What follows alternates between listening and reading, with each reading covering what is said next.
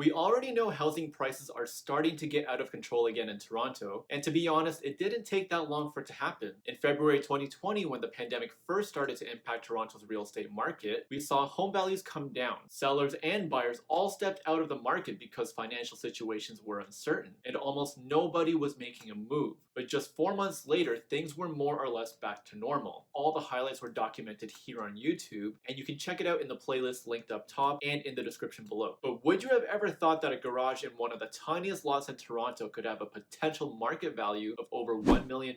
Stick around, because in today's market video update, I'm also going to share what this garage property is really all about.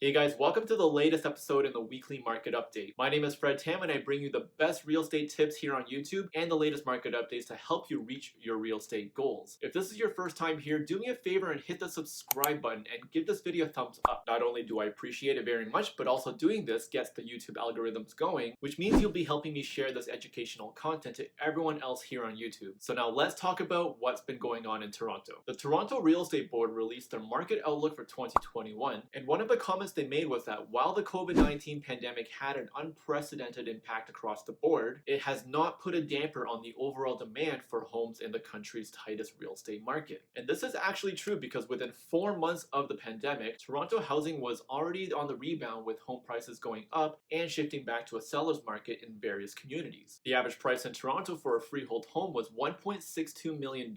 That's up 3% from the previous week. You can really see it here that TRREB is correct, with prices rising and continuing to trend upward. They're already higher than what they were last year around this time. And for a while, condo prices were sitting below the 2020 average, but even that has already started to change. Last week, the average condo price came up 7% to $745,000. You'll notice in this graph the peak average condo price in 2020 around the same time was $743,000, and that was the highest average we saw all year. So you've got A, freehold home prices going up, and B, condo prices going up. And we are approaching the spring season, which is known to be one of the busiest times for home buyers and home sellers. So are we back in a normal real estate market with seasonality making the rest of the year more predictable? Spring and fall seasons are usually the most active times of the year. Let me know if you think that'll be the case this year as well in the comments below, because right now it looks like that's exactly what's happening. For instance, take this garage space that's for sale in the east end of Toronto. Alright, so I'm standing in front of the house right now. Sorry, I mean the garage right now. Looks to be a single car garage, and let's just take a quick look. So it says private property, no parking, so I didn't park here. They've got the downspout there, that's pretty good. It means that they're careful about the water pooling in certain areas of the property, so they don't want to do that. I was told that the garage is vacant, so there's no one living inside, that's for sure. Yeah, no one's home. Okay. There's quite a bit of space. You can have your kids running in the backyard, your dogs, your bunnies, your cats, your hamsters, whatever, what have you. One of the biggest question is, what's someone going to do with this property? Are they going to use it as a garage? Probably not. Probably take down the structure and put something else on it, like a house. This is a residential neighborhood. People do ask, can you put a house on a lot that's only 20 feet wide? And the answer is yes. 82 detached homes sold in Toronto this year on lot sizes that were 20 feet or less. So is it possible? The answer is yes. You're not going to do much with this structure itself. I mean, yeah, you can use it as a parking spot, but at $729,000, you want to pay that much for just a parking spot?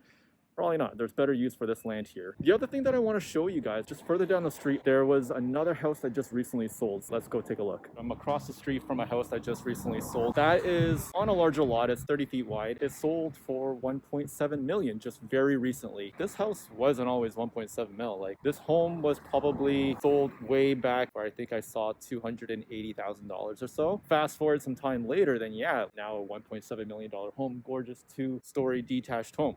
Going back to the one behind me back down there on the street in the garage, can that house sell for more than the asking price of $729,000? Sure, definitely possible, because it does have some possibilities as well in terms of what you can do on the property there. It would be very interesting to see what it ends up going for if it does sell in this market, because anything is possible now. As we all know, Toronto market is crazy. It's going to be very interesting to see what happens with that property there.